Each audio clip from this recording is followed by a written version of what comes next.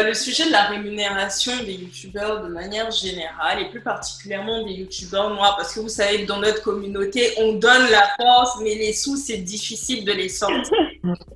Donc pour vous, pourquoi il est nécessaire, oui, il est important, voire nécessaire en fait, de rémunérer les youtubeurs afro? Alors, je dirais que je pense que c'est important Alors, je pense que à partir du moment où justement on rentre dans ce rôle d'influenceur, c'est-à-dire que si à un moment donné, grâce à notre statut, à notre position, grâce à notre communauté qu'on s'est construit, on arrive à donner une certaine visibilité à certaines marques, dans ce cas-là, on devient en fait comme un outil marketing, tu vois. On repart à la définition initiale d'influenceur qui est celle d'influencer les habitudes de consommation. On est un outil marketing.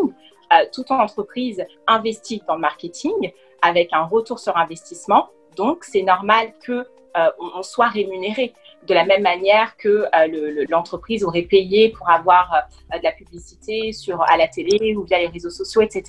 Donc, on va simplement allouer un budget marketing à l'influenceur parce qu'il nous donne de la visibilité, nous permettre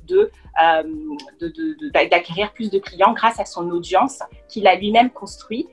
Tout travail mérite salaire. Donc, à partir de ce moment-là, c'est là que je trouve que la rémunération est super importante lorsqu'on a ce rôle auprès des marques. Et ça, c'est valable pour tous les youtubeurs, afro ou pas, tu vois. Maintenant, il y a, à partir du moment où aussi on va faire des partenariats, même avec des organisations, tu vois, des choses comme ça, où on va nous-mêmes représenter, on va donner notre personne, on va donner notre identité à une certaine organisation. C'est aussi normal qu'il y ait de la rémunération derrière. Je pense qu'il faut qu'on valorise le travail des gens. Je veux dire, c'est quand même un travail de créer du contenu, de go out there, de donner de sa personne, tu vois, de justement faire face à certaines critiques qu'on a pu évoquer tout à l'heure. Donc, je pense qu'à partir de ce moment-là, ça mérite amplement une certaine rémunération. Sans parler du fait que le fait de créer du contenu, c'est enfin en tout cas encore pire quand on parle d'histoire ou autre, c'est des recherches, c'est de l'écriture, c'est une mise enfin du moins voilà, on se filme, on fait un montage, ça peut prendre énormément de temps, c'est de l'investissement et c'est un investissement qu'on propose aux gens de manière, enfin voilà, à titre gratuit.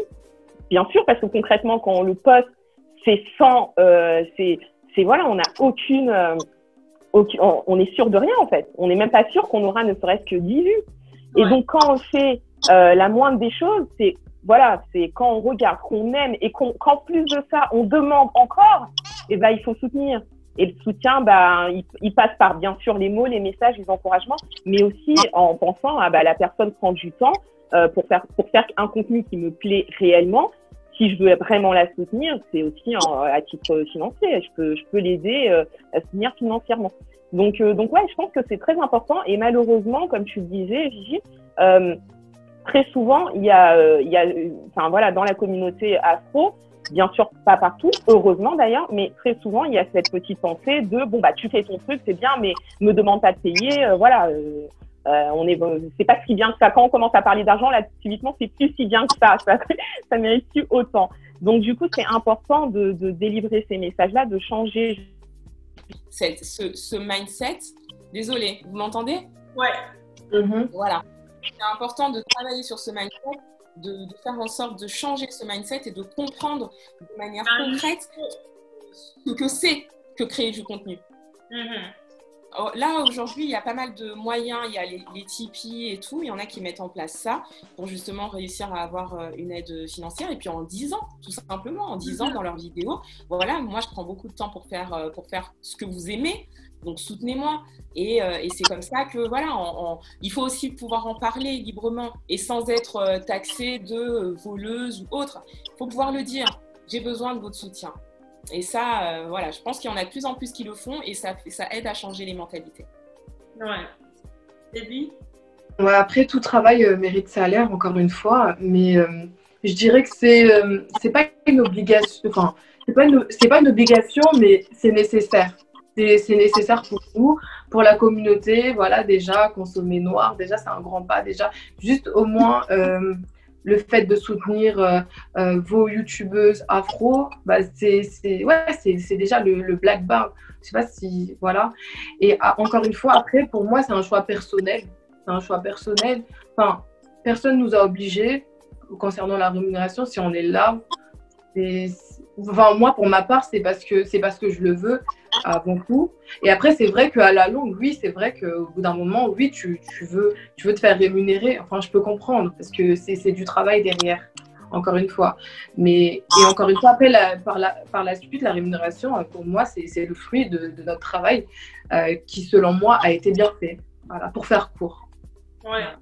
Après, moi, je suis tout à fait d'accord avec ce que vous avez dit, mais je pense que ce qui manque réellement chez les youtubeurs, c'est comme les consultants, en fait, ou tout auto-entrepreneur, c'est de se dire, ben, j'ai une grille. Et je pense que j'avais mis un commentaire sur le pied YouTube, justement, parce qu'il y avait des youtubeuses qui disaient, on doit être payé, on doit être payé. L'idée, c'est pas tant d'être payé, mais professionnellement, comme tout professionnel, tu as un prix. Dès lors, en fait, où il n'y a pas de prix, c'est là où on va commencer à dire non seulement on peut être mal payé, mais en plus on peut pour certaines personnes se dire bah, de toute façon ils n'ont pas de prix, donc du coup c'est pas reconnu, du coup je vais essayer de placer mon budget et on verra bien si la personne va me demander des sous, tu vois. Et donc je pense que pour éviter déjà tout complexe et ne pas avoir d'état d'âme sur ces sujets, hein, parce que quand tu vas voir un notaire, tu payes, quand tu vas chez Zara, tu payes, quand tu vas dans une boutique, tu payes.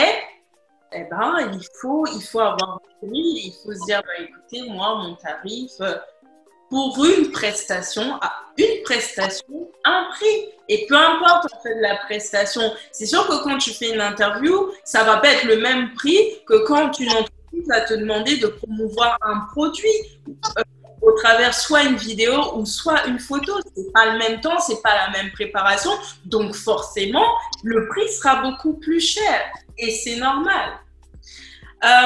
Donc je voulais évoquer avec vous, on va arriver à la fin en fait de cet entretien parce que du coup je pense que chacun a des choses à faire et je voulais pas faire trop long l'interview pour pas que ça soit boring.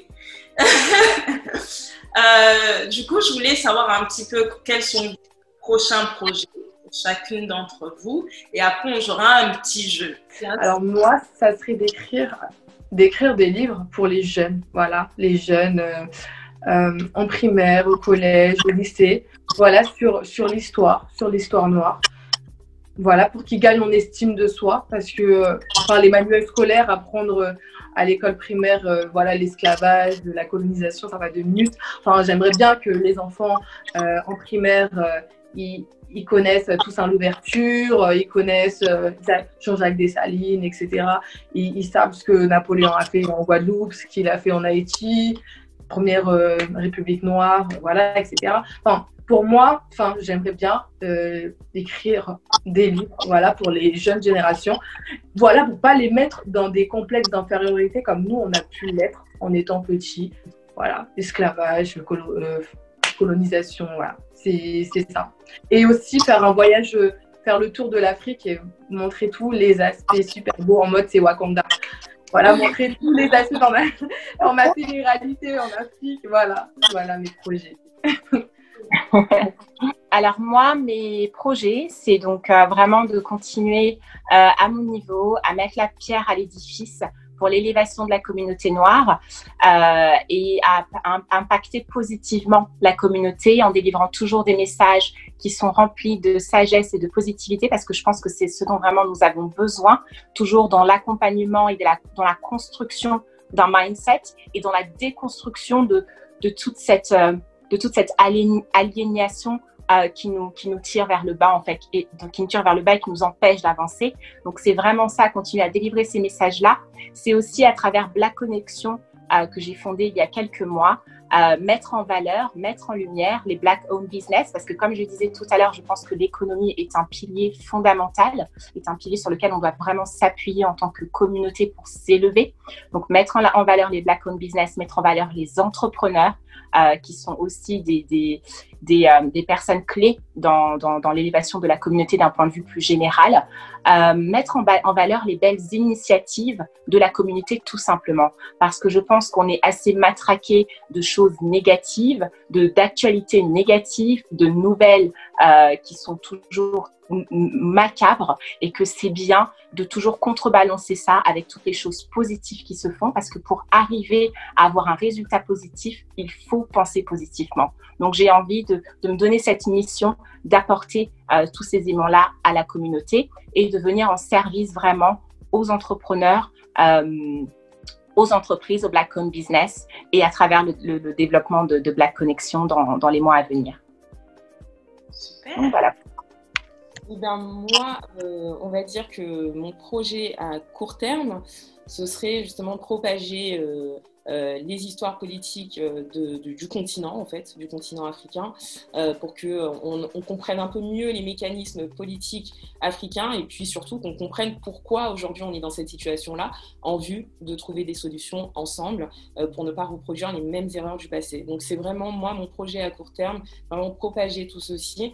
Il y a eu des choses qui se sont passées qui étaient très bien, il y en a eu d'autres qui ont été vraiment affreuses, mais essayer d'expliquer tout ceci de la manière la plus, on va dire, la plus pédagogique et la plus ouverte possible, pour qu'on puisse en parler librement et arrêter ces tabous ou autres. Donc voilà, moi c'est vraiment ça mon projet à court terme. Voilà. Cool, super. Donc on va passer maintenant au petit jeu. Je vais vous poser 3 questions. Et comme je vous disais, voilà, répondez spontanément. Alors, quelle est votre célébrité africaine que vous aimez le plus, en fait, votre crush, votre celebrity crush?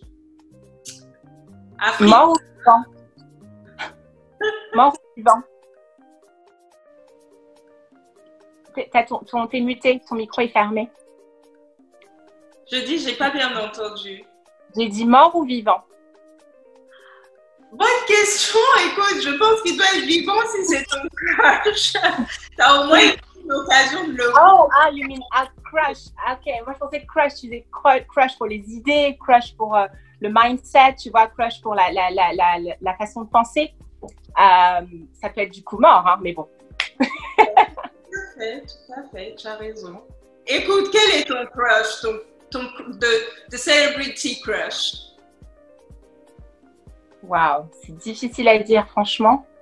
Il y a tellement de personnes inspirantes. Moi, dernièrement, je m'intéresse beaucoup, et c'est pareil, il est mort en fait, mais Marcus Garvey.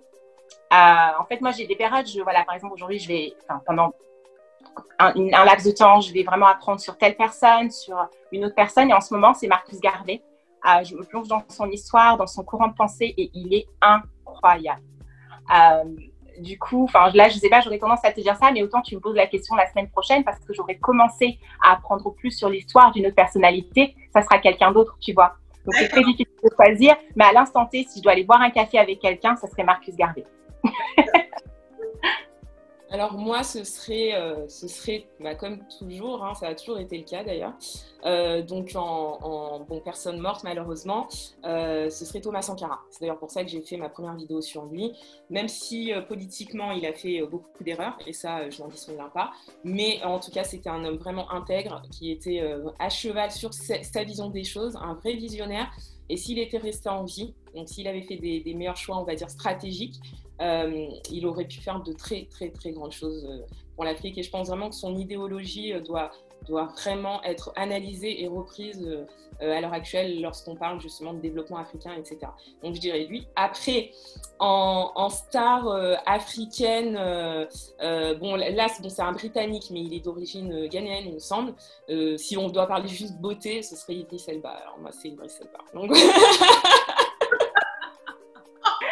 C'est qu'on va être 3, on va être 4 alors avec lui. Parce que je pense qu'on est tous d'accord là-dessus.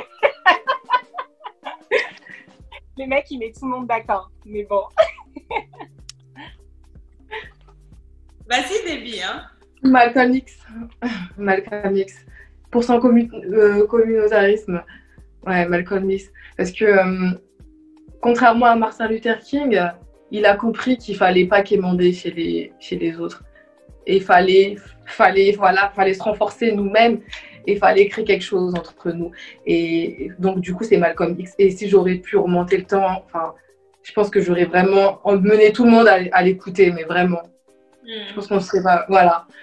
Malcolm X, vraiment. Ouais. Comme toi, moi, comme toi, Déby, j'ai toujours été plus Malcolm X que Martin Luther King parce qu'effectivement, il a vraiment compris rapidement que c'est bien de parler de paix, etc., bien sûr. Hein. Mais au bout d'un moment, il faut savoir se réapproprier de nos richesses, qu'elles soient culturelles, qu'elles soient historiques. Il faut se réapproprier de notre africanité et arrêter de quémander justement l'amour des autres. Et ça, moi aussi, beaucoup de respect j'ai toujours eu énormément de respect pour Malcolm. Seconde question, les filles. Quel est le meilleur conseil qu'on vous ait jamais donné?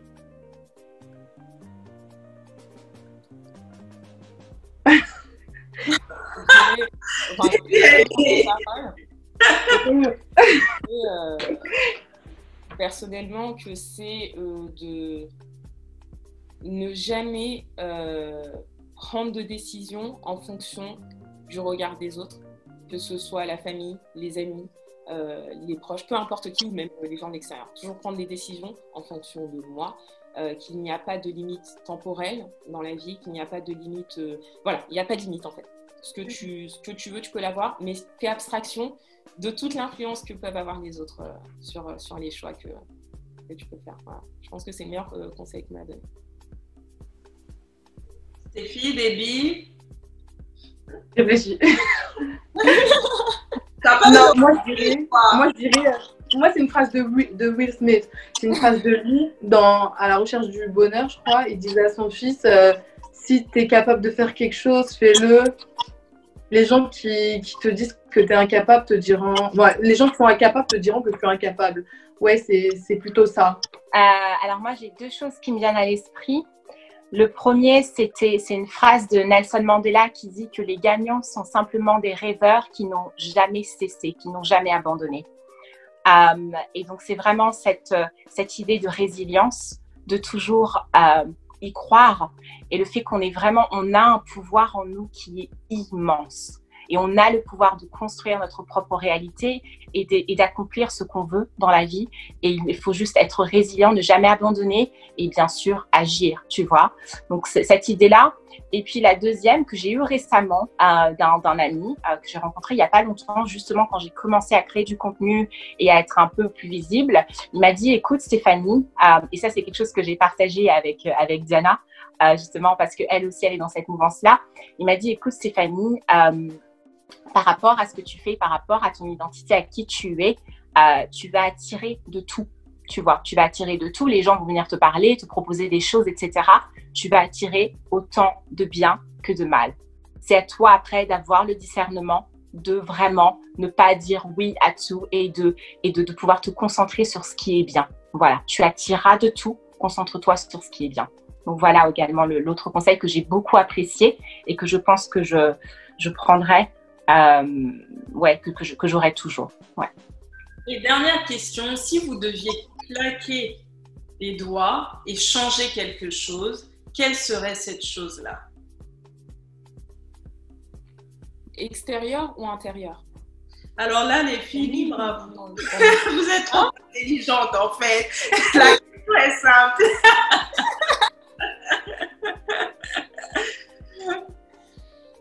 Mais je sais pas. En fait, si je pouvais changer quelque chose, tu veux dire dans le monde actuellement? Parce que vraiment, alors, je vais préciser. Si tu devais changer quelque chose dans le monde actuel d'un claquement de doigts, quelle serait cette chose-là? Alors, j'aimerais changer du moins je vais dire la connaissance, en tout cas l'estime qu'a l'homme noir de lui-même. Voilà, c'est vraiment quelque chose que j'aimerais changer parce que ça changerait tout en fait.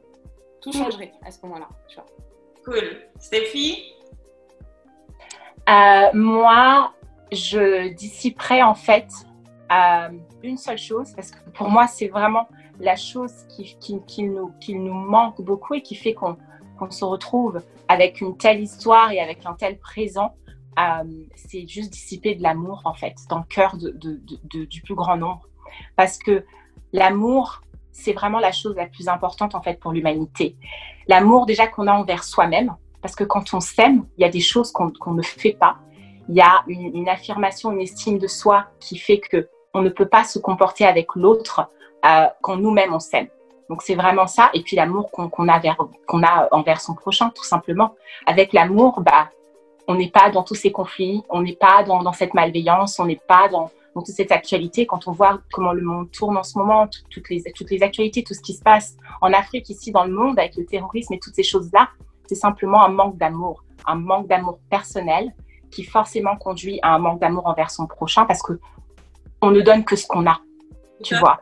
Et quand tu ne donnes que de la haine, c'est parce qu'en fait, tu n'as que de la haine. Et c'est tout ce que tu ressens. Donc, je dissiperai simplement de l'amour, en fait, dans le cœur du plus grand nombre. Voilà pour moi. Déby? Moi, j'aimerais changer la manière dont sont organisés certains États. J'aimerais changer la manière dont... j'aimerais changer les dirigeants. J'aimerais enlever les dictateurs. J'aimerais les supprimer. Voilà. Voilà, c'est ça. Tout se gagne. Voilà. Pour faire court. Cool.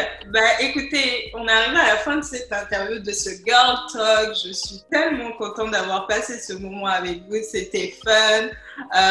Vous rentrez trop dans les sujets, les filles. Vous êtes trop intelligentes. L'interview, elle a fait 1 heure.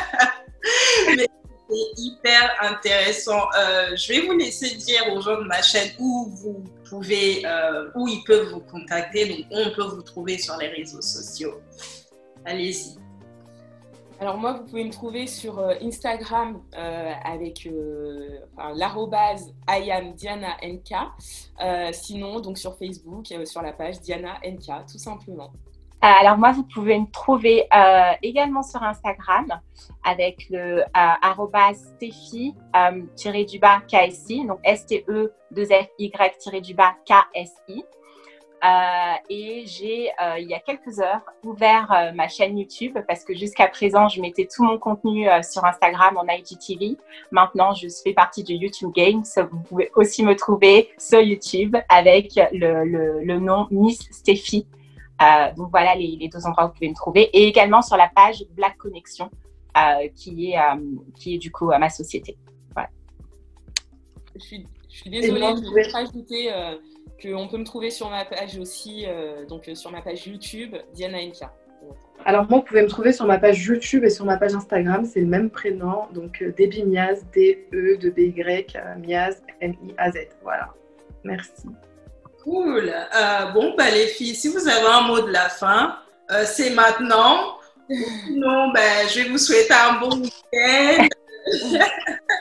Moi, je voulais simplement vous dire merci Gigi, merci à toi et bravo pour ce que tu fais en fait, bravo pour ton initiative, c'est beau, tu nous valorises, tu valorises la communauté, ton approche elle est délicate, elle est professionnelle et ton émission je pense qu'elle est utile, donc bravo pour cette lumière que tu mets sur nous et continue, voilà.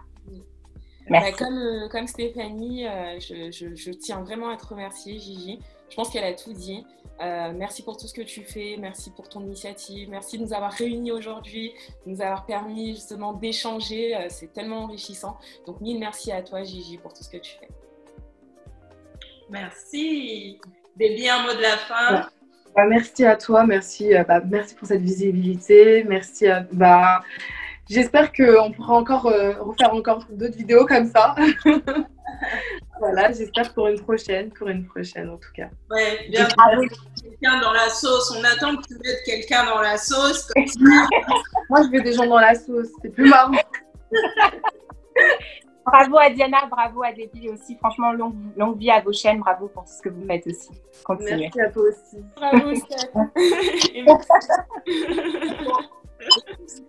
Merci et à bientôt.